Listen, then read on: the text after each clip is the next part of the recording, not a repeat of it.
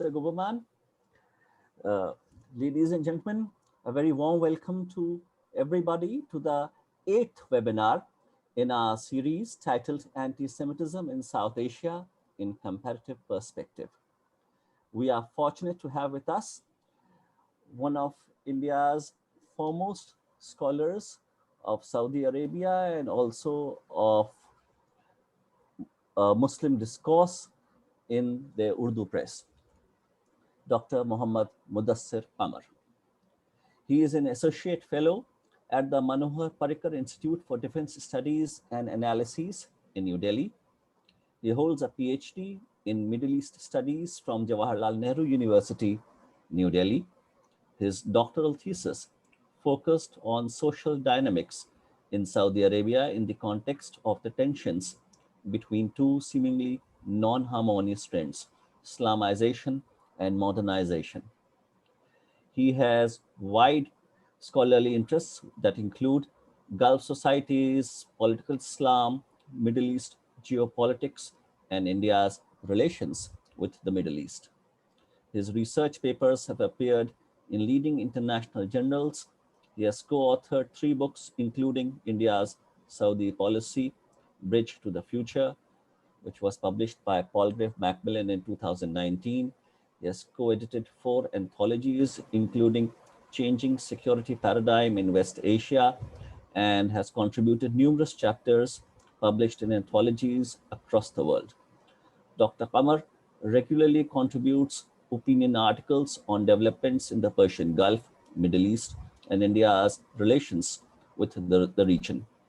From 2014 to 2015, he was a visiting fellow at the King Faisal Center for Research in Islamic Studies in Riyadh, Saudi Arabia.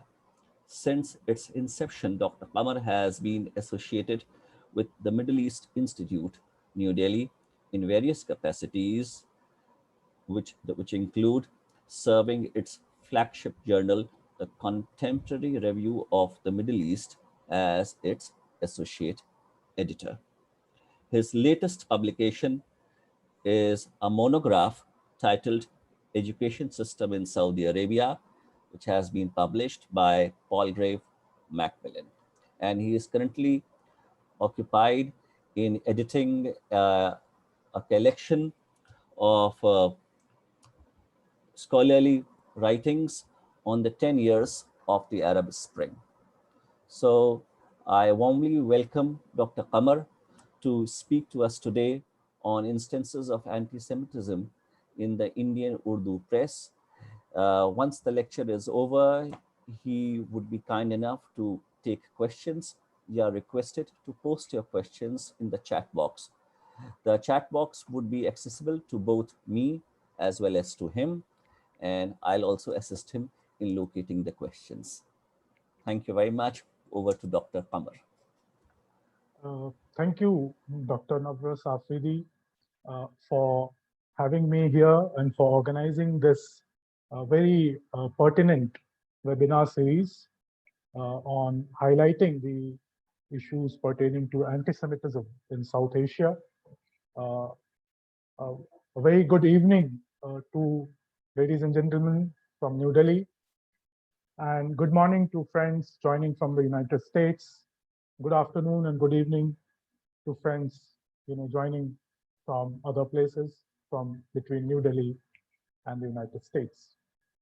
I must also take this opportunity to express my gratitude to the Institute for the Study of Global Anti-Semitism and Policy for organizing this lecture and for having me here. It's indeed a pleasure to be speaking to this audience, and I really look forward to this interaction and to your questions and comments. Today, I'm going to speak on instances of anti-Semitism in Indian Urdu press. My interest in this subject is largely related to me being a student of Middle East studies for over a decade. And during this period, apart from my other interests, which is more specific to Saudi Arabia in the Middle East region, the Saudi society specifically, and to India's relations with countries in the Middle East. One of the issues which I have also uh, studied and researched upon is how the Indian Urdu press covers the developments in the Middle East, and within that, more specifically, the relations between Muslims and Jews, how that is portrayed, the interfaith relationship, how that is portrayed or covered in the Indian Urdu press. And I take this opportunity also, and this is not something which is a very uh, which is very joyful to say. It's painful actually that I have noticed a creeping anti-Semitism in the Indian Urdu press during my decade-long study of the Indian Urdu press, and I thought it would be important to highlight these issues to generate more scholarly discussions on the subject and to understand the need for better interfaith dialogue for a greater good and for global peace. I would initially give you a very brief idea about what exactly the Urdu press in India is, just to give you a context, and also about the presence of Jewish communities in India and Jewish Muslim relations in India during the pre-independent India period, so that, just to give you a context before I come to the content analysis of the Urdu press. India is a vibrant, multicultural, pluralistic society, and it has been exposed to various cultures, religions, faiths, right from ancient times. And this exposure to the outside world, to different cultures and society, civilizations, has enriched Indian culture and civilization. And it's a vast country with a history of different communities living together in harmony since ages. I'm not trying to kind of paint a very good picture in that sense. I mean, there are problems, there have been problems, but in largely it's a society where peace and harmony has prevailed. India has also been home to, apart from the Eastern religions, has been home to the three Abrahamic religions: Judaism, Christianity, and Islam. All these religions came to India in very early, these faiths came to India very early in their, spread to different parts of the world. Jewish communities found refuge in India when they were persecuted and suppressed elsewhere. They not only found refuge here, but did not suffer anti-Semitism, anti-Semitic discrimination and violence. And Dr. Afridi will, who is a leading scholar on Jewish communities in India, will, testify to that except in cases of isolated instances, largely Jewish communities in India found a peaceful refuge, unlike Europe and the Middle East, where they were subjected to discrimination, violence based on anti-Semitic, understandings. And these communities lived with, maintained their identity. They were not forced to assimilate their identity or lose their identity here in India. And they enriched local culture and, you know, maintained a vibrant life, local cultural, economic life. After 1948, after the establishment of Israel, a majority of the Jewish community in India made Aliyah to their homeland. Some also migrated to the United States and other Western countries for various social, economic reasons. And currently, there is a very small, tiny community which is estimated to less than 5,000, which lives in India. In pre-independence India, evidences suggest that Jewish-Muslim relations were cordial and at times even cooperative to preserve some religious endowments or in imparting education. But the situation started to change after the during the mid 20th century. We all know that the conflict in the Middle East has had its impact on various global communities, including the South Asian community and more specifically the Indian Muslim community, which had started to look at the Jewish community or Israel only through the lens of the Israeli Palestinian conflict. In addition to the impact of the conflict, the exposure of Indian Muslim communities to the Arab and Iranian imageries, sometimes hateful and anti Semitic imageries, has also created some anti Semitic tendencies or behavior among the Indian Muslims or Muslim communities in India. At times, these are deliberate instances of anti Semitism, and at other times, these are extension of the pre existing prejudices, biases, and stereotypes. So in today's presentation, I intend to underline and highlight some of these issues through the Indian Urdu press. Now, if one looks at the status of Urdu as a language in India, it's a very widely spoken language in India. It is one of the official languages of 22 official languages which are recognized as formal languages in India. India has more than 5,000, spoken alive languages, and Urdu is one of them. For a variety of historical, demographic, and political factors, it is widely associated with Indian Muslims. Though personally, my belief is that this should not be the case, or this is not the case, because when it comes to languages like Urdu and Hindi, when it comes to the spoken language, there is hardly any difference in terms of how they are spoken. So, for example, a Urdu speaker or a Hindi speaker in India can easily communicate with each other without actually making any effort. But they would identify themselves as either Urdu speaker or Hindi speaker. Therefore, I say that it is mainly because of historical and political factors that this linguistic division is made. Nonetheless, India, in India, the Urdu language is recognized as language of Muslims, and there is a vibrant Urdu press, both electronic in terms of broadcast and web, as well as in print media that again largely caters to the Muslim population.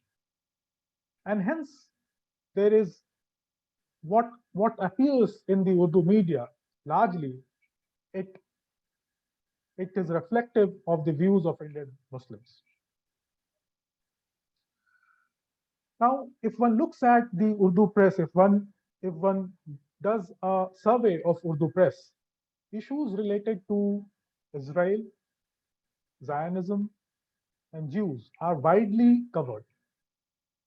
And this is mainly again for reasons like the interest of Indian Urdu speakers or Indian Muslims in developments in the Middle East. But unfortunately, the coverage reflects ignorance, biases, and prejudices that are widely held among South Asian Muslims regarding Israel, Zionism, and Jews, which are at times blatantly anti Semitic. And what I intend to do in the next 20-25 minutes is to give you an overview of how the Indian Urdu press covers the Middle East and how anti-Semitism creeps in and has been increasingly creeping in the coverage. While there are a variety of issues whereby one can find the instances of anti-Semitism, I have tried to put it in five, to understand it by dividing it in 5 categories. So in these 5 issues, basically, the first is portrayal of how the Jews and Israel are portrayed in the Indian Urdu press in its coverage. The second issue is the status of Jerusalem, how that is covered. The third issue is how the Israeli-Palestinian conflict is reported upon.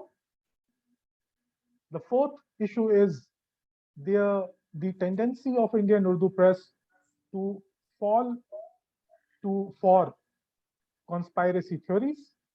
And finally, the issue of Holocaust denial. And what I intend to do is, what I have done is that I've done a survey of almost 10 years of editorials and reporting of the Indian Urdu newspapers, cover around 2 dozen of them, which are popular in India and are published from various different parts of India, various cities of India, from north to south to east and west.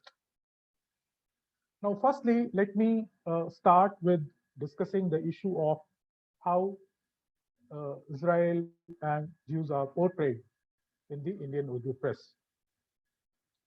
And the portrayal is often anti-Semitic.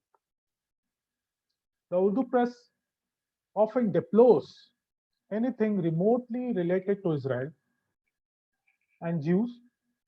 The word used in Urdu is Yahudi, and Zionism, the word in Urdu is Sahuniyat, and these words are very frequently used. Jews are portrayed many a times as barbaric, aggressive, and scheming people, and Israel as an apartheid state or a settler colonial state.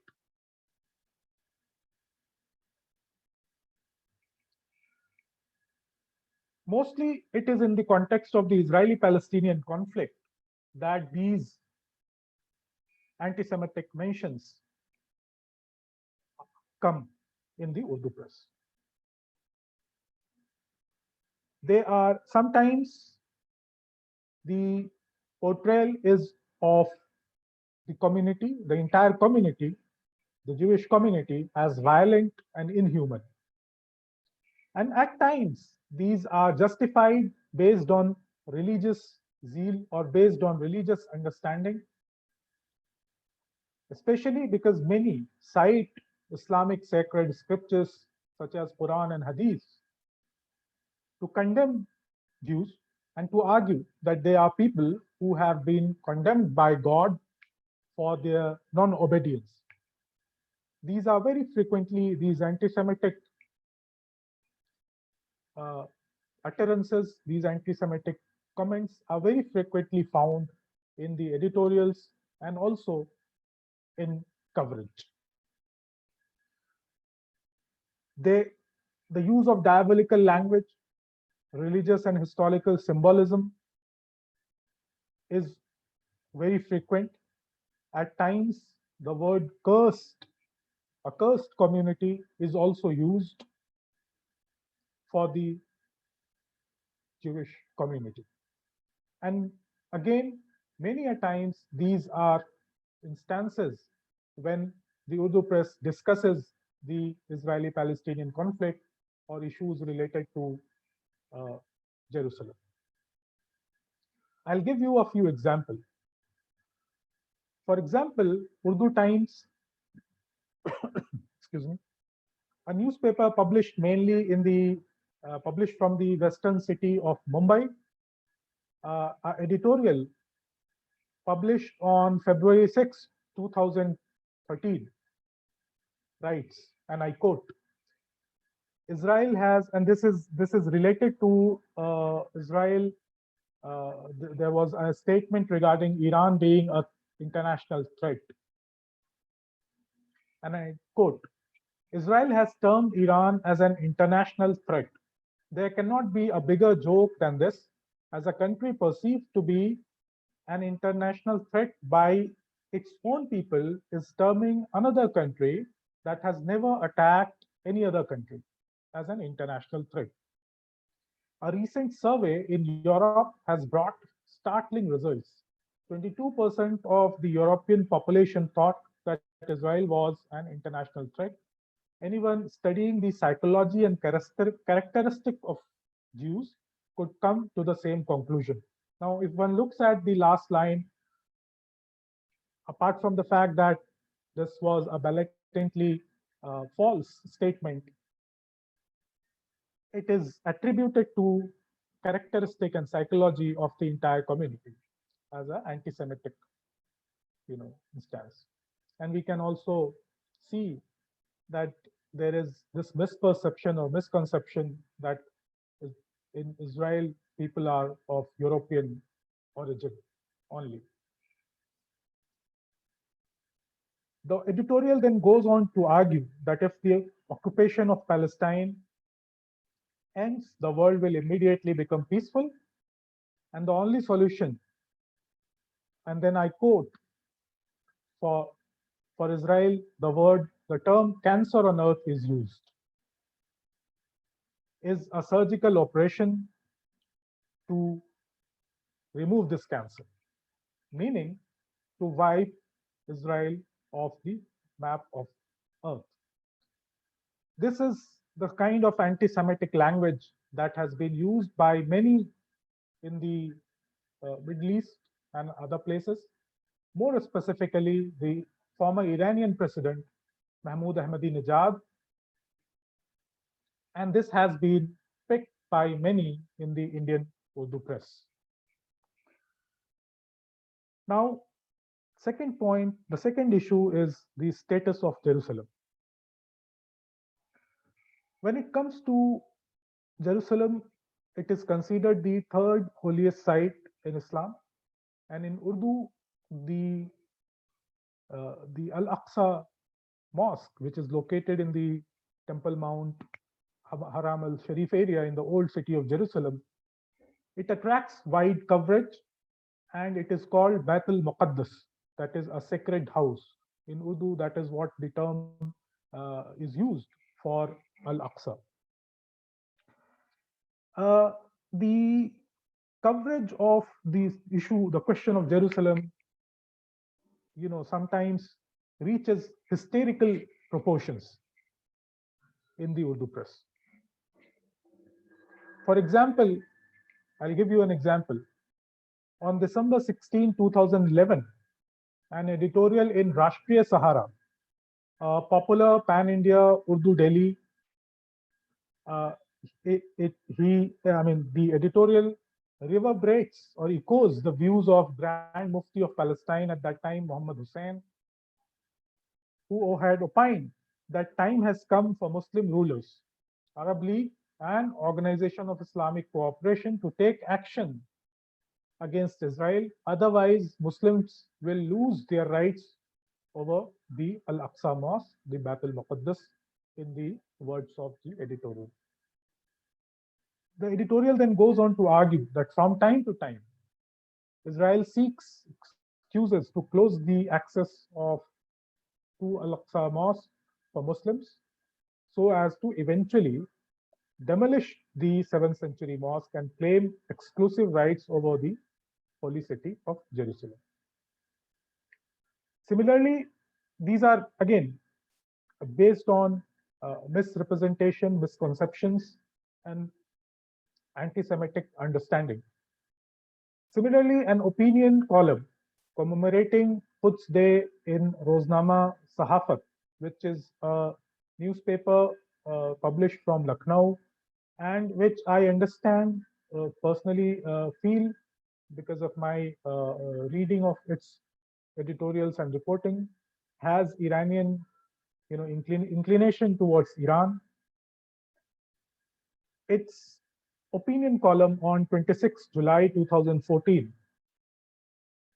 it kind of goes on about how Al-Aqsa, the city of Jerusalem, is so significant in Islam. So it establishes that, and then points to the city and its holy site. And the word used is evil designs of Jews. And it is now the duty of every Muslim to free it from Israeli occupation. That is, it's kind of provoking Muslims to, start action against Israel. Another column on the same in the same newspaper, in the editorial page, eulogizes the martyrdom of Palestinians to safeguard the Al-Aqsa against evil designs of Israel, with a photograph depicting the Dome of Rock. And these are not isolated instances. And I mean, this kind of coverage, this kind of language, this kind of anti-Semitic, utterances and comments are not isolated instances. These are regular features, and the issue of safeguard of Baitul Muqaddas, that is the Al-Aqsa Mosque, acquires quite a lot of importance, according to the Indian Urdu press. It is argued that Muslims should have the exclusive right over the Jerusalem, over the city, over the old city that houses the important Islamic landmarks by virtue of it being an Islamic endowment or waqf. The claim of the city being holy also for other Abrahamic religions, and being central to the faith, to the Jewish faith, is completely disregarded. It's never discussed. Similarly, for example, the decision by Donald Trump administration to recognize Jerusalem finally as the capital of Israel, and the moving of US embassy to the city, was equally condemned, and it was hysterical in the Urdu press, in the Indian Urdu press. Many saw this as an American-Israeli conspiracy, while others resorted to outright anti-Semitic remarks, abuses, and condemnation. Now, the third issue is reporting of the conflict, how the Urdu press reports the Israeli-Palestinian conflict. Anti-Semitism is also reflected in the reportings of the conflict. Mostly it is one-sided and biased.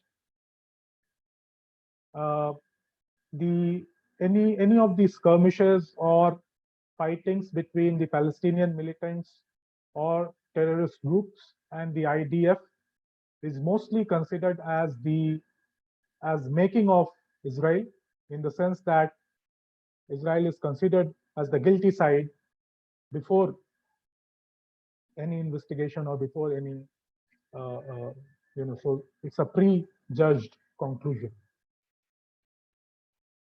The biased reporting also acquire abusive and anti-Semitic overtones. For example, and this I'm talking about the incident of fightings, the three wars between Israel and Hamas in Gaza Strip during 2008 and 2014. The coverage of the Urdu press, mostly I am talking about 2010 onwards, the reporting in the Urdu press was, it was widely reported, and Israel was termed as barbaric, racist, and genocidal. So the term ethnic cleansing was used quite often, saying that Israel is actually trying to do ethnic cleansing in the Gaza Strip. Some of the Urdu newspapers' editorials used provocative language and provoked Muslims to attack Israel or attack uh, uh, Jews wherever they are. For example, again, an editorial in Rashtriya Sahara in 2014 argued that time has come that Palestinians and their supporters all over the world start attacking Israeli installations and interests in response to the killing of their brothers in Gaza Strip.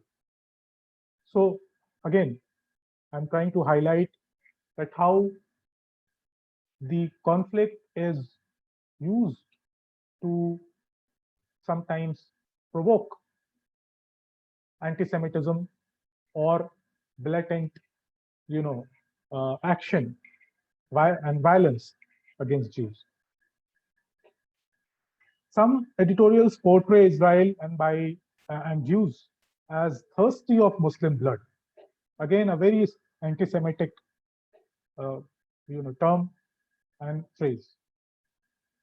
Most of the columns and editorials are reactionary and they lack any understanding of the circumstances of the conflict and the skirmishes, its history, its context. So there is very little understanding of the conflict itself and its various contours.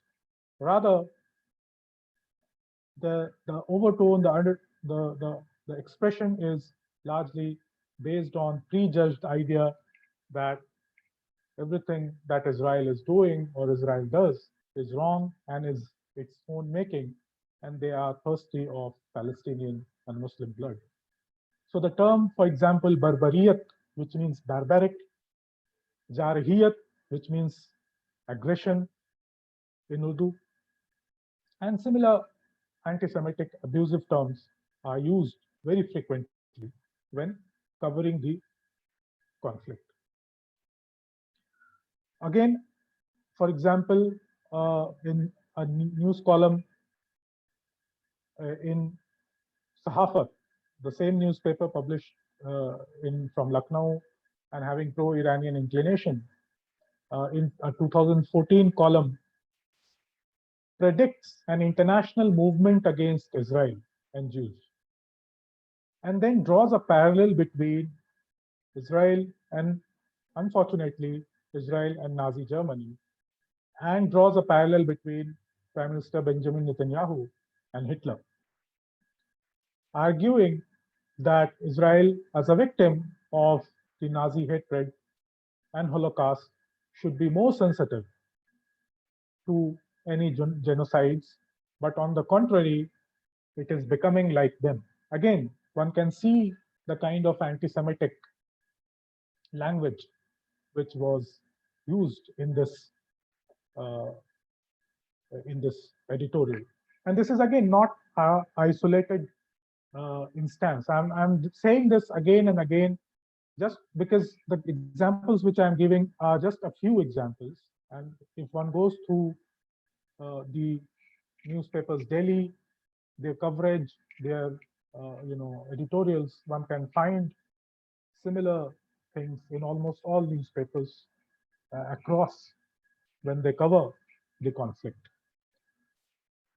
Again, another example is how the Trump administration's deal of the century, the plan for the resolution of the conflict, was covered in the Indian Urdu press. It came for serious criticism. So this is not something which was very unique to the Indian Urdu press. This was the plan came in for criticism in other places as well. But it was not only the content of the plan which came in for criticism, but it was considered to be a conspiracy, a Jewish American Zionist evangelical conspiracy to deny Palestinians their right to statehood and create ground for ethnic cleansing in the region, in the Middle East.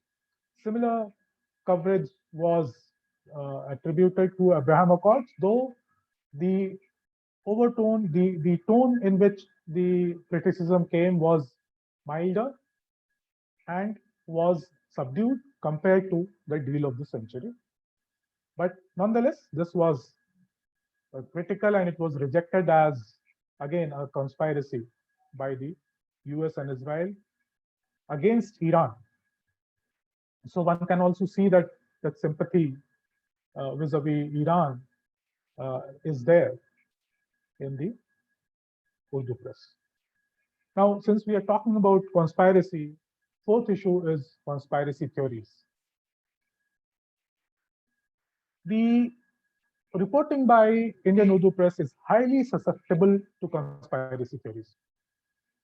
Most journalists find it easy to believe in them and hold Jews and Israel responsible for the conflicts and instability in the entire Middle East and the Islamic world. So every problem in the Middle East and in the Muslim world is considered to be a Zionist, quote unquote, a Zionist conspiracy. Frequently, developments in the region are blamed on conspiracy, sometimes without any direct involvement of Israel. For example, the Arab Spring.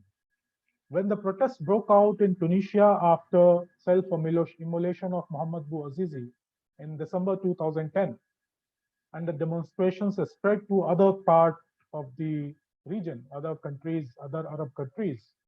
And I've written a paper on this issue sometime in 2013 and 14. The Urdu press were almost certain at that time, immediately, or at least they speculated, that the protests and demonstrations are, and the subsequent civil war and bloodshed are a handiwork of an Israeli or Zionist conspiracy to destabilize the entire region. So they couldn't believe that there was a democratic uprising. They again couldn't believe when the entire region went into a kind of a civil war and upheaval. Even then, they couldn't believe. Though gradually there was some introspection which came into play, but the anti-Semitic tendency was very clear in the beginning, at least. Similarly, inferences were made even to the when after the rise of the Islamic State of Iraq and Syria, the ISIS, or what is known as Daesh in by its Arabic acronym, many in the Indian Urdu press speculated, or some were actually almost certain, that this is a conspiracy by Israel to create a organization, a murderous organization for creating instability and chaos in the entire Arab Muslim world. So for them, ISIS was a product of Israel. And as an example, obviously completely unfounded, they cited that ISIS neither ever criticized Israel nor it ever attacked Israel. So from their logic, if ISIS is not attacking Israel, it's actually a product of Israel. And this idea remains quite prevalent among many in the Muslim sections of India. I would actually dare say that sometimes this is found even among Indians, Muslims, non-Muslim Indians who have kind of felt, or who have fell to this kind of an argument. Even sometimes when Israel itself is a victim, or when Jews themselves are a victim, even that, then sometimes the Indian Urdu press calls it a conspiracy. For example, the coverage of the attack on an Israeli diplomatic vehicle in New Delhi on February 13, 2012, largely inferred that it is a conspiracy to provoke a situation where relations between India and Iran will be strained. So what they were inferring is that Israel has created or done a small, attack on on its own diplomat to create a wedge between India and Iran, which is again a mind-boggling kind of a speculation. But it was there, and this, in my understanding, emanated more from the anti-Semitic understanding than anything else. And there were other issues related to that. In case there would be any questions, I would come to that part uh, during the question answer session. Now, the Arab Spring and the rise of ISIS are not the isolated instances where Urdu press was looking for conspiracy theories or conspiracies. Even the idea that Israel was involved or Zionist agents were involved in the 9/11 attacks to incite is the United States to go for a war against Muslim countries in the Middle East is was and continues to remain popular among Indian Urdu press or journalists who write and report for the Indian Urdu press. The conspiracy theory we all know was this conspiracy, this specific conspiracy theory was propounded by the well-known anti-Semitic American conspiracy theorist Jeff Frenz and was picked up by the Indian Urdu press. And many a times, whenever one finds mention of 9/11 attacks, one sees that very easily it is considered as a quote unquote Zionist conspiracy. So one of the manifestation of anti-Semitism in Indian Urdu press is expressed through resorting to conspiracy theories, and all the conspiracies are attributed to Israel and Jews. Finally, the anti-Semitism is expressed through sometimes direct denials, but most of the time subtle denials of the Holocaust. And I have written a chapter for Dr. Navras Afridi on this issue, and the book hopefully is already out and online or would be available very soon. Indeed, it's not very common to find direct denials, but subtle denials are reflected very often.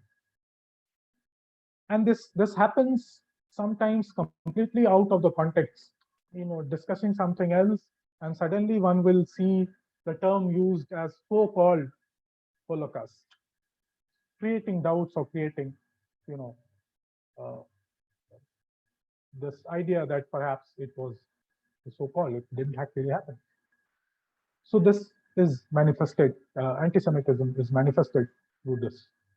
Broadly, one finds three themes around which this subtle denial revolves. Firstly, it is suggested that the Jews in Europe and other parts of the world kind of used Holocaust to claim a homeland in Palestine. That is, they used persecution at the hands of Nazis in Germany to claim Palestine as their homeland. Secondly, it is argued that the number of victims in the Holocaust was highly exaggerated. So saying that, okay, maybe, yeah, there was some violence, but actually the number of, it is not clear, it is not sure how many actually people were killed. Was it only Jews or there were others also killed? What was the exact number? Nobody knows. And all these kind of things. This is something, again, we see this quite often in the debate among various leaders in the Middle East and in the Middle Eastern society. For example, even these days, even in Turkey, these kind of uh, uh, you know uh, comments are made. Thirdly, one finds that the point which I was making earlier, that the term used is so-called Holocaust, and this is mostly used. This is very often used, sometimes even out of the context, sometimes even when they are discussing the issue, but very often one finds the term used as so-called Holocaust. I'll give you a few examples.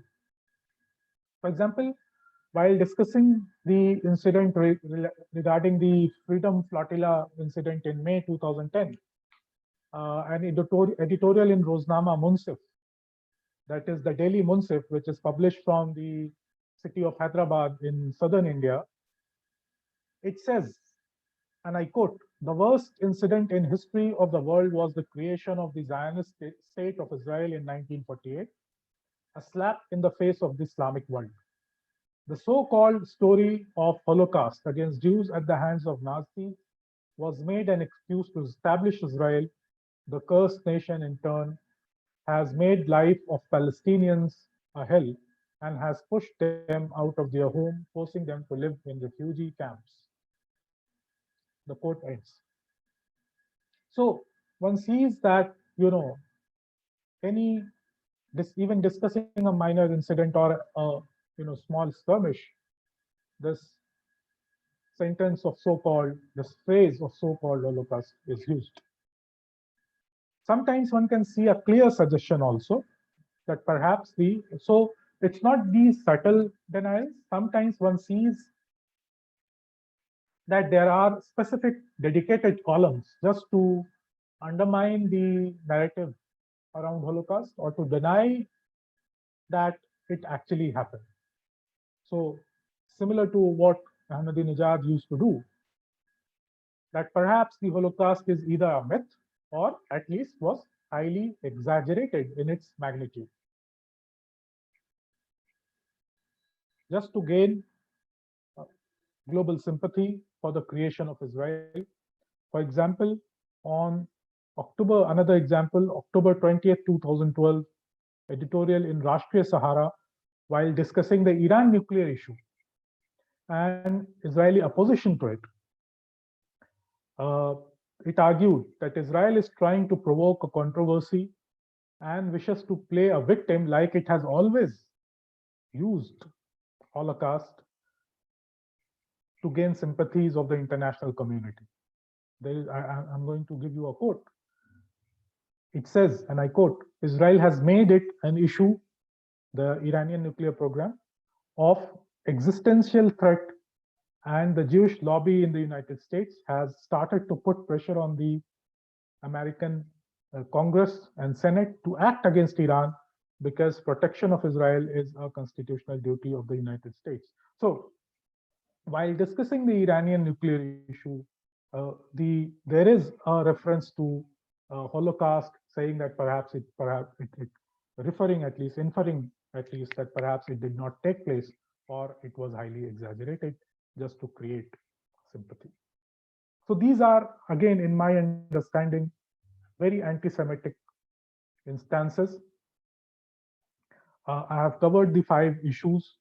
So to conclude, I would say that the Urdu press has been at the forefront of the rise of anti-Semitism among Indian Muslims. Abusive and anti-Semitic comments are frequently observed in the coverage of Urdu press. Jews in Israel are accused of causing problems in the entire Islamic and the Muslim world, and they are labeled as with terms, with highly anti-Semitic and abusive terms like, for example, fasiq, which means evil, ghair insani, which means inhuman, mardud, which means cursed, and barbar, which means barbaric, and so on. I would at this stage conclude my presentation and would be very happy to take any questions and comments from the audience. Thank you. Thanks a lot, Dr. Kamar, for your most informative lecture. We have, in fact, a number of questions. So I would request you to try to answer each question as briefly as possible so that you are able to answer as many questions as we can cover in the limited time that we have. So the first question is that how did the Soviets promote anti-Semitism among India's Muslims, in spite of the fact that India was then a non-aligned country? Uh, I think there was previously a lecture on the uh, anti-Semitism among left groups, and in India. In my understanding, there have been some impact, certainly, and my interaction with the people from the left in India, sometimes I have found that they are also sometimes a cause for spread of anti-Semitism in India. But I'm not an expert on that, so I think I'll just say that perhaps there is a contribution, certainly. The second question is that the demonizing of Jews and anti-Zionism is chronic in the media, Western included. It is a serious problem in the US and Canada, even in the so-called progressive press. And it does not seem to be unique to Urdu or other language or presses of other languages. The anti-Semitism in Islamism seems to me to be the result of the supremacist ideology promoted by this ideology.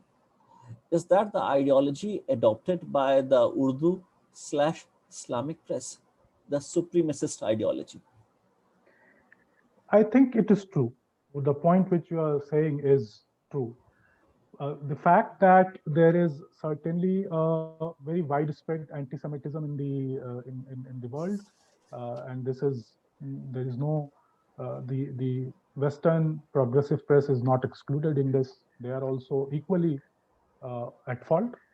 But the supremacist, I mean, this is a tendency of every supremacist, ideology, and whether it is Islamism or any other, supremacist ideas, extremist nationalist ideas, linguistic ideas, they have a supremacist tendency built in, and it is the Urdu press in this very context is very easily susceptible to this supremacist ideas present in Islamism, and it is very frequently seen in the Urdu press.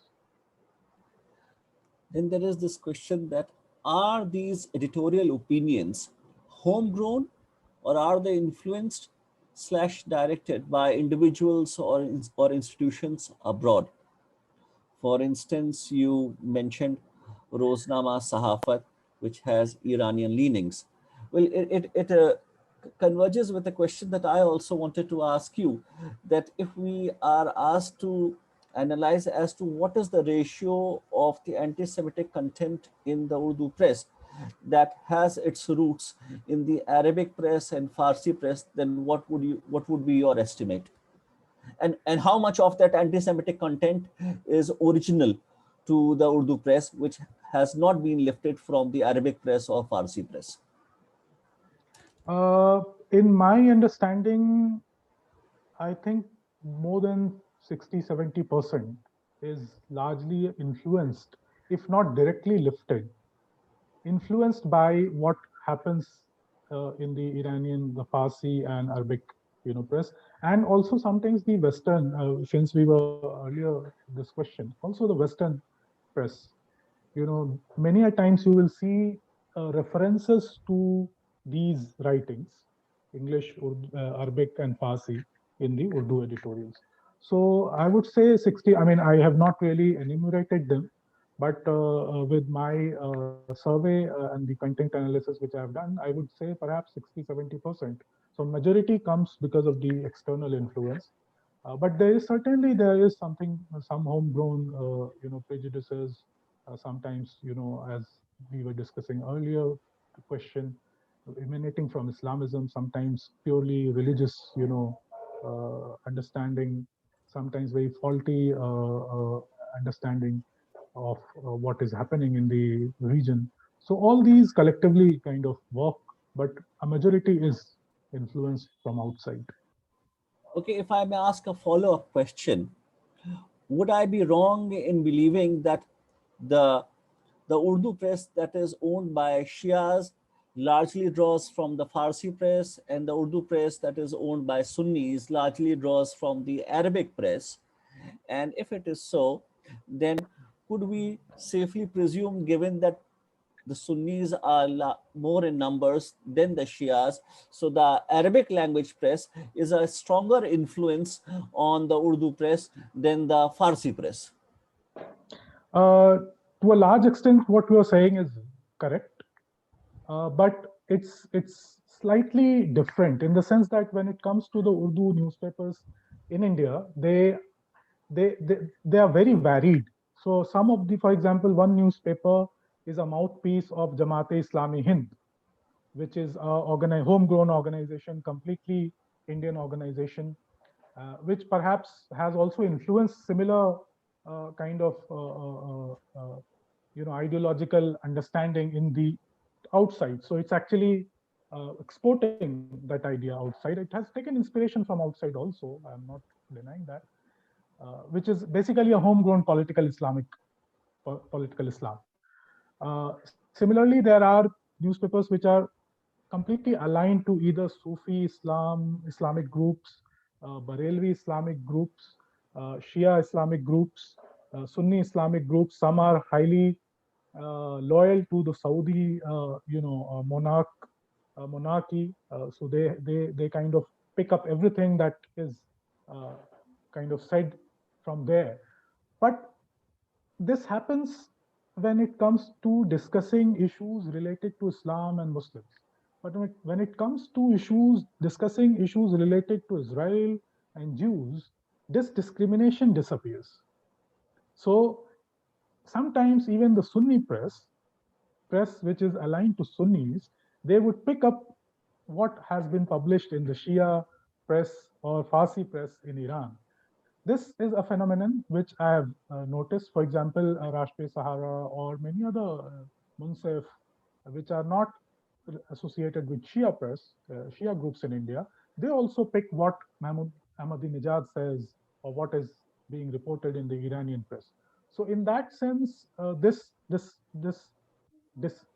difference somehow becomes very little. It kind of converges. It becomes very uh, mild when it comes to the issues related to Israel and Jews. With your knowledge of Arabic, in addition to Urdu, perhaps you may be able to comment if you have also come across instances of the anti-Semitic content in the Urdu press being lifted by the Arabic language press. Yes, it happens very often.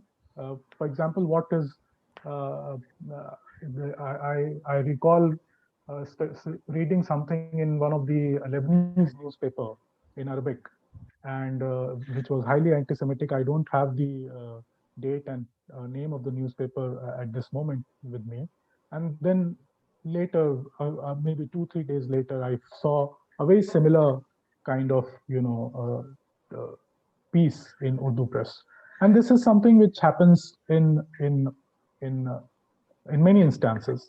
But what one of the just to kind of give you slightly aside, one of the things which I have also noticed since I read Arabic newspapers also, especially published in the Gulf, one of the things which I have noticed in the past few years, and this precedes the signing of the Abraham Accord, is that some reconciliatory publications also coming up in Arabic press, and that is not picked up in the Urdu press, or it is not at all picked up, or it is kind of sometimes just ignored.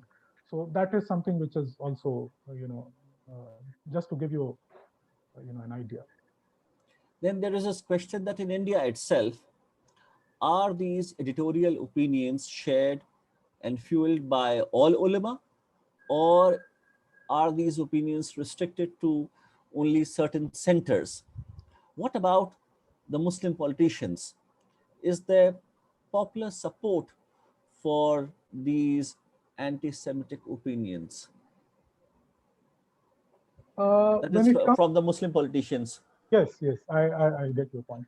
So, I mean, uh, when it comes to politics in India, the situation of Muslims is very peculiar, and it's a very peculiar kind of a situation where uh, the Muslim voices are limited to a very small group of elites or a very small group of privileged people. So it's a slightly different things. But most of the times, Muslim politicians do not necessarily discuss issues related to Israel and Palestine and what is happening in the Middle East in the mainstream political discourse, because the mainstream political discourse in India, when it comes to issues related to foreign policy or external issues, it's very limited. It's almost non-existent. So in the mainstream discourse, I do not really find much. Maybe there can be some instances where one can find. I don't recall anything at this moment immediately. But when it comes to the religious ulama, largely one sees this kind of a thing. It is prevalent all across, in spite of the theological, jurisprudential, and sectarian differences. It is very pervasive. I mean, there can be some exceptions. I'm not saying there won't be any exceptions. There can be some exceptions, but it is very pervasive. It is prevalent, quite prevalent. And most of the ulama attribute, sometimes they are the reason for such, remarks in the Urdu press. So when it comes to the religious, ulama, they are not very organized in India, and they do not really have a very huge voice when it comes to the larger political discourse. But when it comes to the Muslim community and their influence within the community, it is quite high. It is very prevalent, and so they have influence. Your latest publication is a study of the Saudi Arabian educational system. So it would be interesting to know as to what is the extent of the impact of how Jews are portrayed in the Saudi Arabian educational system on the Urdu press, if it has any impact at all. You mean to say how the reforms in the Saudi education has that impacted the Urdu press? No, The no, no, other way no. around. That is not what I mean. I would be interested to know as to how the Jews are taught about in the Saudi Arabian schools, and Indian Muslims, as Muslims anywhere else in the world, often look up to the Arabs Okay, because Prophet Muhammad was born an Arab. right, right. So, if it has any influence on how the Jews are perceived in the rest of the world, Okay. the way Jews are portrayed and depicted in the educational system in Saudi Arabia. So basically, there are these two parts to the question. The first, when it comes to the first, that is the main focus of the book, in the sense that, not the main focus, but that was one of the triggers of the book. Because if you recall, and let me take a few extra minutes just to give you an idea. Uh, so when the 9/11 happened, and afterwards there was a huge discussion on how the Saudi education system was fomenting extremism, and how it had content which were highly abusive of other religions, other sects, including Jews. There were a lot of very abusive remarks which were there in the curriculum, in the syllabus. So my research, when I was working on this book, I found that a lot of reforms have been brought in. New books, new curriculum have been introduced, new textbooks have been introduced in the school, and many of such uh, references, abusive terms have been removed. And this has happened over a period of time. But I have also come across reports in recent times which has highlighted that not all of these references have been completely be removed. So there are still some, books, textbooks which are taught in the schools, and they still have, such abusive remarks.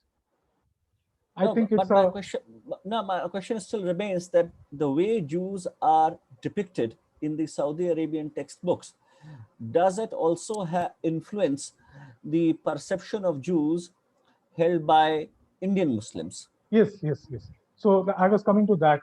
So yes, when it comes to, as you have very rightly pointed out, that since Islam was born in, what is now Saudi Arabia, in the Arabian Peninsula, and Prophet Muhammad was an Arab, and people look towards Makkah and Medina as Arab, city and holy cities. So there is a lot of spiritual, religious, kind of, things among Muslims across the world and Indian Muslims also, and that influences many a times what happens and how their ideas are shaped, how their perceptions are shaped. And when it comes to Saudi Arabia, it is very, very commonly seen in India. So one sees that a lot of what happens in Saudi Arabia is also kind of, it influences Indian Muslims, at least a large section of Indian Muslims, and this is a growing phenomenon. A lot of people see towards Saudi Arabia with a lot of, kind of dedication and religious understanding, and that influences. And this has also, in this specific case, it has influenced certainly. And I hope that the changes coming in Saudi Arabia, that also will influence the Indian Muslims as far as future is concerned. And there is this question, how frequently are Quranic verses or hadiths used in support of anti-Jewish statements? It is very frequent. As I was mentioning during one of the early parts of my presentation, it's very frequent. Some of the Quranic verses are sometimes misinterpreted, sometimes taken as it is and used. So it is very frequent that Quran and Hadith scripture is invoked to condemn or to criticize or to abuse Israel and Jews. It's very common. In your survey, have you also encountered editorials that are more balanced or even could be said to be pro-Israel or pro-Jewish? Has the growth of bilateral relations between India and Israel had some sort of influence in this public discourse? Uh, I do have. It's not something which happens often. It's very rare. But I have seen, especially on the web, not necessarily on print media, but on the web, sometimes there are people who write more balanced, and they write in Urdu, or sometimes it is translated from other languages, mainly English or Hindi, in Urdu. So sometimes it might have happened. It does happen, and the improvement of relations between India and Israel, the flourishing of relations, I think that also has had some impact in terms of forcing people to look at the situation in a more balanced way. I think that has some impact. Would you consider the opinion pieces that appear, for example, in the Urdu edition of The Wire to be more balanced than other uh, Urdu digital publications? Yeah, when I said about web, editions, I was largely thinking in the back of my mind about the Wire. So you are spot on. Okay. The next question is, what is the influence of the rise of Hindutva and the related Israel-Indian ties on Urdu editorials? So this is again a very it's a huge subject actually. But I'll be very brief. So there are two things. One is the uh, politics within, and mostly people do not really favor the idea of a Hindu nationalist state for a variety of factors. Uh, I mean, historical, political, and many other factors, socio-economic factors as well. So that included. But when it comes to Israel, somehow there is a tendency of Muslims looking at our Hindutva Zionism as a parallel. So there is a tendency to draw a parallel between Zionism and Hindutva, with the idea that it is because of the rise of Hindutva that India-Israel relations have flourished. So sometimes one sees or one finds mentions that it is not actually India-Israel relations, but it is actually BJP-Likud relations. So such references are also made, but I mean, again, one of the problems with Urdu media, Urdu journalists in India is their lack of understanding, their lack of being well informed, and I think that is also reflected in the way these issues are, discussed. How was the coverage of the 26/11 attack on the Chabad house in the Urdu press? Uh, I did not come across any reference or any abusive reference as far as the this particular incident, the 26/11 incident of and the attack on the Chabad house, largely because of the highly sensitive nature of the incident itself, since it was the Pakistani terrorists who were involved. The Urdu press was more cautious because of the sensitivities involved, and they did not perhaps want to be a kind of seen as uh, kind of condoning this incident. So I haven't really come across any specific reference. I might have overlooked something, but in my survey I haven't really come across any any editorials casting doubts about this. Okay, just one last question. How much of the anti-Semitic content in the Urdu press can be attributed to the Arab-Israel conflict, and how much to the overly literal interpretation of the polemics in the scriptures? Yeah, this is, I think, a very pertinent question, a very important question. My understanding is that it has more to do with the Israeli-Palestinian conflict. This is my understanding based on the survey of the editorials and coverings and reportings, because in most of the cases it is, and as you would have seen that the kind of issues which I have picked up, so either it is the status of Jerusalem or the status of Israeli-Palestinian conflict or the issues related to what is happening in the Middle East. So largely it is uh, based on the hatred and antagonism that has been generated because of the Israeli-Palestinian conflict. I also say this because of the reference I made in the beginning that there was cordial relations between Jews and Muslims in India in the pre-independent period, as you would kind of perhaps testify to. Thirdly, I do not really say that the religious, zeal do not play any role.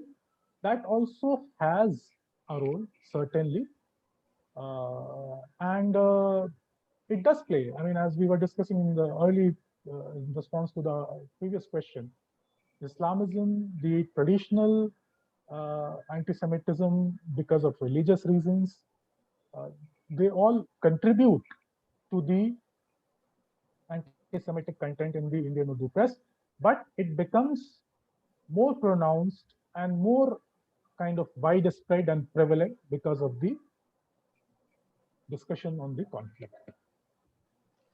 Thank you very much, Dr. Kamar, for a most informative lecture and for so patiently answering all our questions.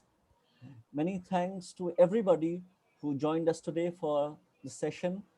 And I would request you all to return for our next webinar as well next week, same day, same time, Thursday, 9 a.m. Eastern Standard Time, when we would be joined by Noreen Rahim from Bangladesh. She is coordinator at the Center for the Study of Genocide and Justice and adjunct faculty at the School of Liberal Arts and Social Sciences, and she would speak to us on anti-Semitism in Bangladesh. Thank you very much. I hand over the reins of the program to my colleague, Mr. Ira Guberman now. Goodbye from me. Thank you. Thank you, everyone, for joining us today. Special thanks to Dr. Kumar for an excellent presentation, and for Dr. Afridi's always reliable support in convening these webinars. We look forward to seeing you once again. We'll be back next Thursday, May 6th at 9 a.m. Eastern, and for several more Thursdays throughout the month of May. Stay safe and be well. Thanks, everyone. Thank you very much. Thank you, everyone. Thank you. Thank you.